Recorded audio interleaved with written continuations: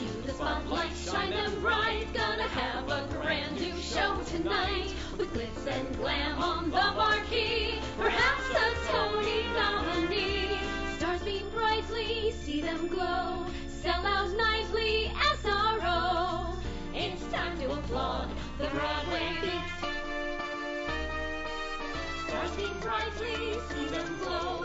In the footlights of a show. Life is sweet on the world's most famous street. Tickets, please. Take a seat. Cue the band. And have your feet to the rhythm of the Broadway Beat. The Broadway Beat. Broadway Beat. Hello, I'm Richard Ridge, and welcome to Broadway Beat, our behind-the-scenes look at the very best of what the New York theater has to offer. This week, we're all over town. We'll take you into the rehearsal room and on stage for a look at the final production of the 15th season of City Center's famed Encore series. It's the delightful 1925 Vincent Newman, Irving Caesar, and Otto Harbach musical No, No, Nanette, which featured a star-studded cast led by Sandy Duncan. We'll also celebrate with the cast of Roundabout Theatre Company's stunning new production of Christopher Hampton's Les Liaisons, Dangereuses, which is directed by Rufus Norris and starring Ben Daniels and Laura Linney. But we start things off with the Actors Fund's annual gala. This year they honored actor Alec Baldwin, international opera star Renee Fleming, and husband and wife producers Stuart F. Lane and Bonnie Comley. The hostess for the evening was Young Frankenstein star Megan Mullally. The Actors Fund, which was founded in 1882, is the nation's leading provider of social welfare for all entertainment professionals. When they came to me and asked me to host this big gala in this room full of, celebrities like Alec Baldwin and Dee Dee Newworth, Patrick Stewart, I was so excited, but I was a little nervous. All these fancy people. I didn't really have anything to wear. But then I thought, wait a minute, it's called the Actors Fund. I'm an actor. So I went to Dolce & Gabbana and I bought this little outfit. It's cute, isn't it? Thank you, Actors Fund. You guys are the best. Got a mani-pedi and some eyelash extensions. So glad you asked me to host. And then I found out that you guys have helped to raise almost $900,000 for the fund tonight. That is amazing. That is amazing. Really. It's incredible. So I went back out and got these earrings. I'm someone who has more than anything, more than any ability I have, or more of any of the enthusiasm I have for what I'm doing. I'm someone who's been lucky. And I think that everyone in this room knows that that's a big component of what we do in this business, is I've been lucky. 95% of the people in my union are not stars who make exorbitant incomes. They're working actors. Most of my friends are not stars. They're working actors who work in this business. And they reach a point in their lives in which the help, the guidance, the support of organizations like the Actors Fund is critical. Alongside the three primary unions for performers such as myself, Actors Equity, the Screen Actors Guild, and AFTRA, the Actors Fund is the preeminent organization for assisting performers in this country. You're always in the magazine. Now, that's wonderful. What's so wonderful? You can hold a husband now. That's wonderful. What's so wonderful? There's more to life than husbands. Well, I can use a husband. You can have my husband. I've already had your husband. What?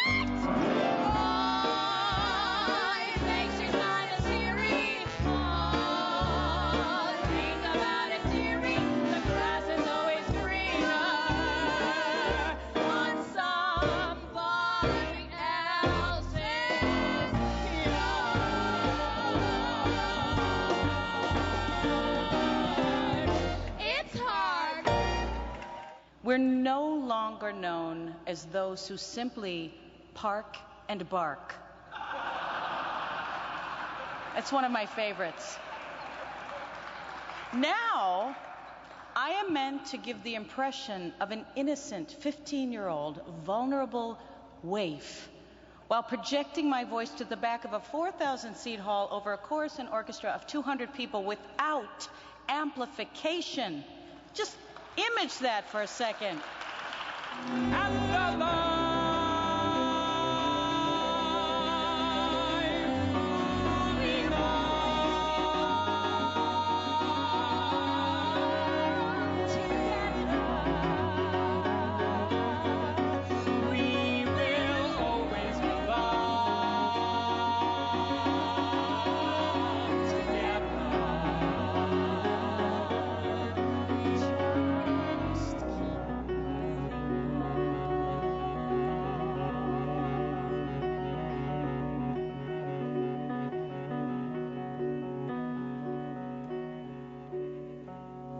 Anything you do, let it come from you. Then it will be new. Give us more to see.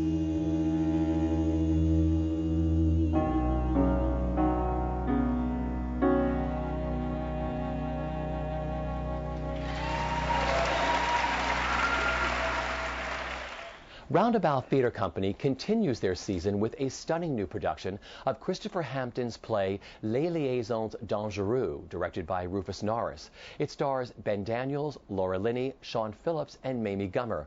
We dropped by the American Airlines Theatre to celebrate with the cast on opening night.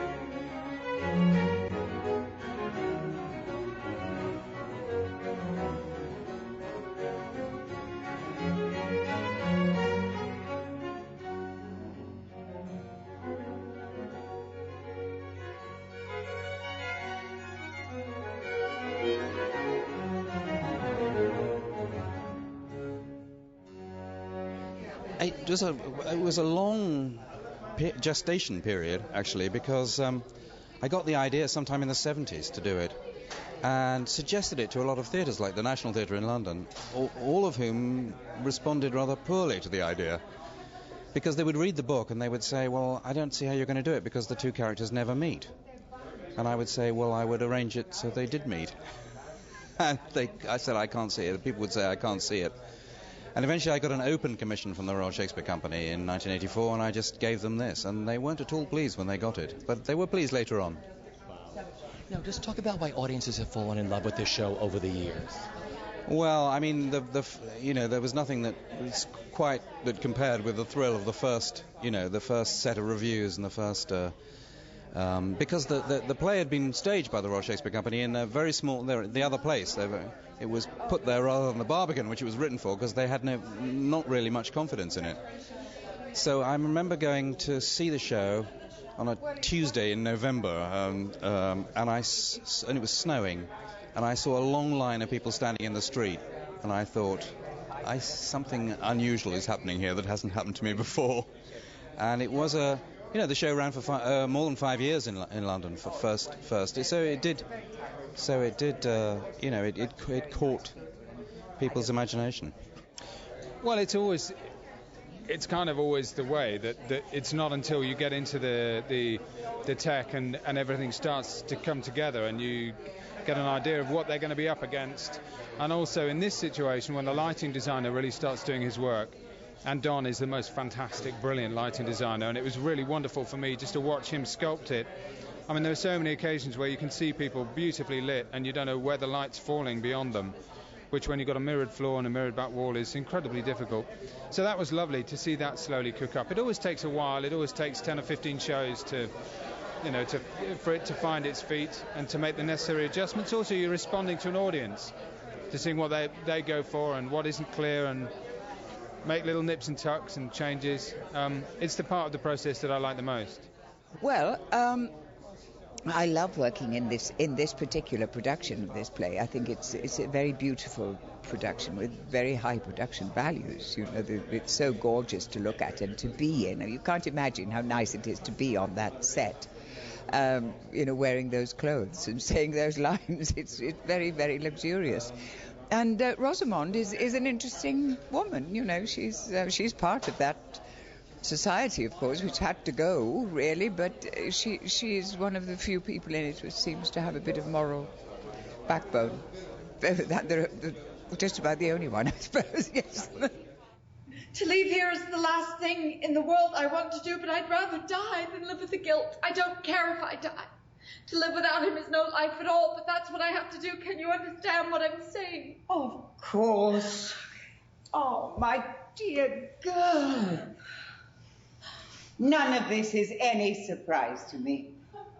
The only thing which might surprise one is how little the world changes. Of course you must leave if you feel it's the right thing to do. Well, what should I do then? What's your advice? In my experience, in such matters, all advice is useless. One can't talk to the patient in the grip of a fever. We must talk again when you're closer to recovery. I've never been so unhappy. Madame de Tourvel, she's a very pious and virtuous woman who falls in love with a very devious man. And in the end, she's betrayed and obliterated and is left with nothing but a broken heart. You play her beautifully. Thank you. And to make your Broadway debut here at Roundabout, what that's been like? Oh, it's great. Todd Hames is fantastic. The entire company, down to our stage management, is fantastic. It's been a dream come true. Yeah. Dunsany is a young man who's in a society that he's not really a part of, and he's fallen in love with Cécile Volange, who's kind of out of his league, and he's makes friends with Mertoy in order to get to be more viable for her, but in the end he ends up getting a little in over his head, I'm afraid. It's so beautiful that you actually have to kind of like it can work against you in some way, because it can completely sort of overwhelm the audience in some way. So it's sort of like you kind of have to get through that and still be able to communicate the story, even though it's just so stunning to just look at. It's like a painting at the Louvre, just moving. And talk about this great role you play. She's delightful. Poor thing. But I adore her and I feel for her, and it's hard. Tell me, you resisted him, did you? Yes, of course I did. As much as I could. But he forced you. No, not exactly. But I found it almost impossible to defend myself. Why was that? Did he tie you up? No. But he has a way of putting things, you can't think of an answer. Not even no? No, I kept saying no all the time. It's just that's not what I was doing, and in the end, I told him he could come back tonight.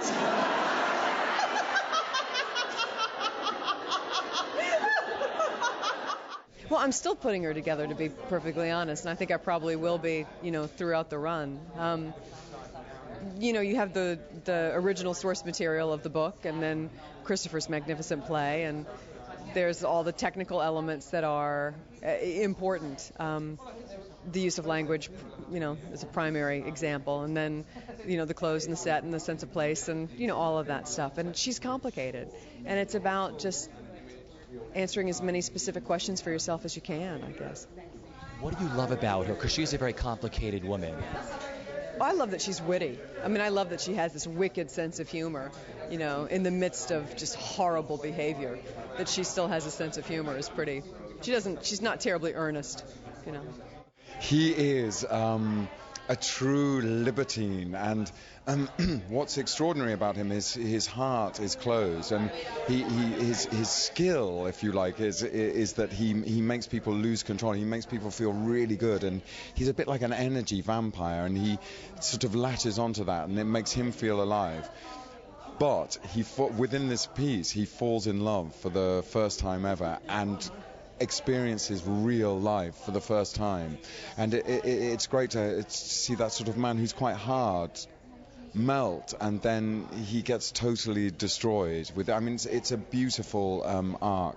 It's a great character to play. I wonder if I'm beginning to guess what it is you're intending to propose. Jericho will be with his regiment in Corsica until October. That should give you plenty of time. You mean to... She's a rosebud. You think so? And he'd come back from honeymoon to find himself the laughingstock of Paris. Well... Yes. Love and revenge. Two of your favorites. No, I can't. What? You know how difficult I find it to disobey your orders, but really I can't. Why not? It's too easy. It is. What is she, 15? She's seen nothing, she knows nothing. She's bound to be curious. She'd be on her back before you'd unwrap the first bunch of flowers. Last July, City Center's famed Encores kicked off their summer series with the landmark musical Gypsy, starring Patti LuPone, which has since moved to Broadway. This July 5th through the 27th, they'll present the Richard Adler Jerry Ross musical Damn Yankees, starring Cheyenne Jackson, Sean Hayes, and Jane Krakowski.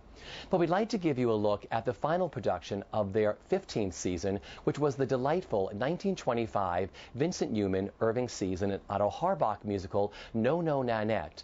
They utilized the 1971 revision, which featured a book adapted by Bert Shevlov. It featured direction by Walter Bobby and choreography by Randy Skinner, and a star-studded cast led by Sandy Duncan, Rosie O'Donnell, Charles Kimborough, Michael Barres, Mara Davi, Sean Wiley, and Tony Award winner Beth Level. Here's a look at No, No, Nanette.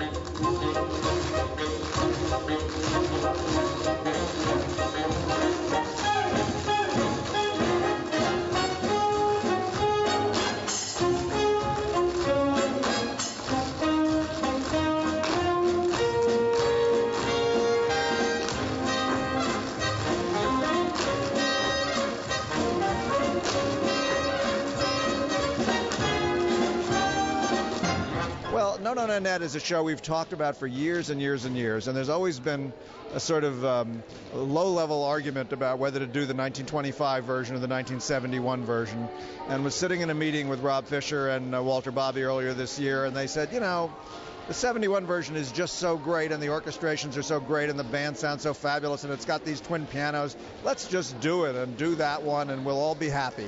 And since the main song in the show is called I Want to Be Happy, it sounded like a good idea, so we said, okay, we'll do that. Talk about the remarkable cast. You always cast very well here, but these are really great dancer stars you've hired for this show. Well, there's every different kind of star in this show, beginning with Rosie O'Donnell and carrying through really to the people in the chorus who are some of the best tap dancers in the business. I think it's a function of Randy Skinner, who's the choreographer, and Walter Bobby and Rob Fisher having the greatest address books in the world. They call up their friends and they say, you know, do you want to do this show? And this is the kind of show where people go, yeah, we do. And so they did. The 71 won out partly because Bert Shevlov had done such a good job of compressing it the way we do it Encore. So half of that was done. And the orchestrations are so much better. They were really perfunctory in the 25. It was my dream, if I could have my dream come true, would be like do one act with the 25 orchestrations and the other two acts, just so people could hear how different. But it's a different instrumentation, everything. And this is Ralph Burns at his very best, Luther Henderson at his very best. I said to the cast on the first day, we read through the orchestrations a couple of weeks ago, and they're the best orchestrations I've heard at one of these readings. I mean, these are unbelievable. The colors, the excitement that they get out of this music that seems simple, but is so perfect. It is such sophisticated writing. Smith residence? No, Mr. Smith is not in just now. Whom in particular should I... Well, thank you, madam. This is your first encores ever. It is, and hopefully not my last, because it's so thrilling. It's like going to camp. You know, you've got 10 days to put on a show, and the panic when you do the first read-through, and then you're like, what do you mean I have one weekend to rehearse and then I'm on? Pretty much. So it's so fun, and I've seen so many of them, and I'm just thrilled that they asked me. This is one of my favorite shows. I've told. I spent 1971, 72, and 73 at the 46th Street Theater. I got to know Bobby Van. I told Michael, this is like a childhood dream of mine. Did you know Patsy Kelly? You did? Yeah, I knew her through that and Irene. Wow. Yeah, so... I want to do the story of her life, because I've been researching about her life when I got this part, and what an amazing woman she was, you know, an out lesbian in the 50s when nobody could be that, and, you know, her whole career and who she was, and I think there's a resemblance, like the Irish kind of, you know, Brooklyn tough girl. I don't know. I thought it was wonderful to discover her through because I never saw No Nanette. I saw the film, and then I went and watched it at Lincoln Center, but I never saw it live, so I would love to do that. But this is a thrilling show, and to get to watch the dancing in this.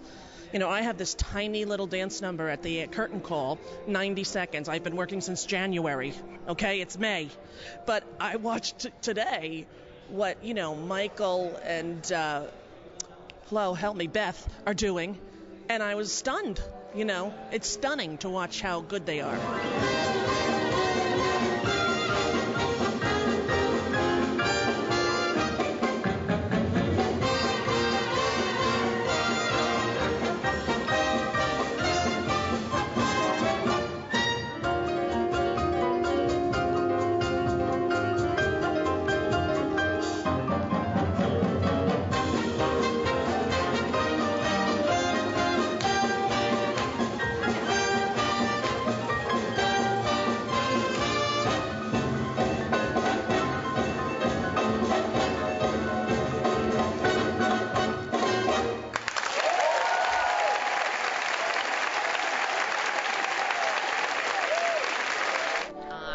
am playing Lucille Early, who Helen Gallagher originated this role in the revival, and it's such a fantastic part, and she's such a leading lady, and I get to look beautiful and sing these 3 fantastic songs, and I get to dance a lot, which has been really a challenge and exciting and terrifying and terrific.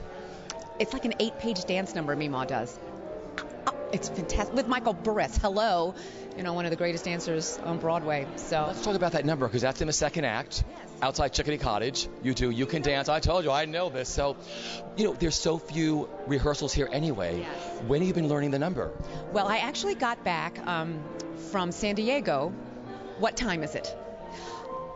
Okay, right. Hang on. I got back Monday, and I started rehearsal for this Tuesday morning, and Michael and I came in and started to learn You Can Dance with Any Girl at All, this huge, amazing dance number that Randy has choreographed.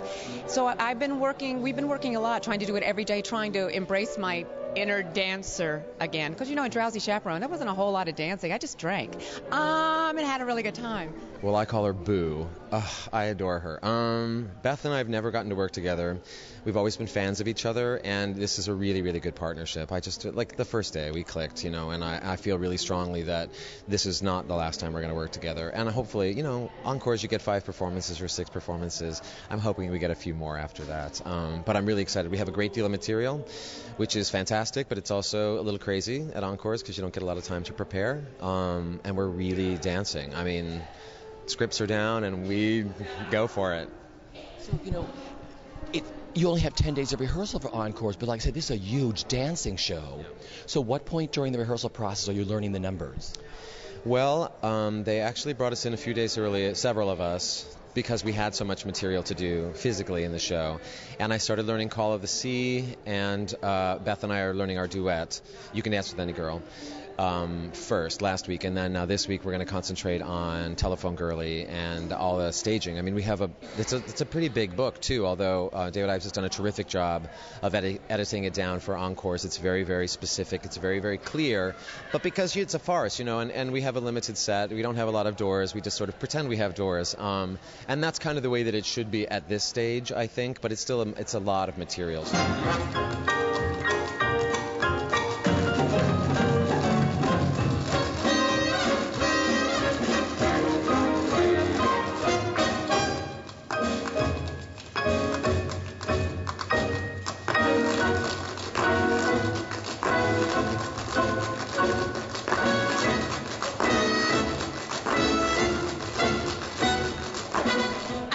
little trouble with Sue because Sue is not dumb, and yet because it's a 1920s style musical, there are a lot of things that are just sort of out of nowhere in terms of tracking what she knows and what she doesn't know. So we're trying to figure that out in a way that it doesn't do any tongue-in-cheek and doesn't dumb it down, and yet stays pure to the style that was, accepted then, without, as Walter Bobby calls it, let's really look for the underbelly of No, Nanette. It's just froth and fun, and you have to sort of suspend logic as character that we know in contemporary theater.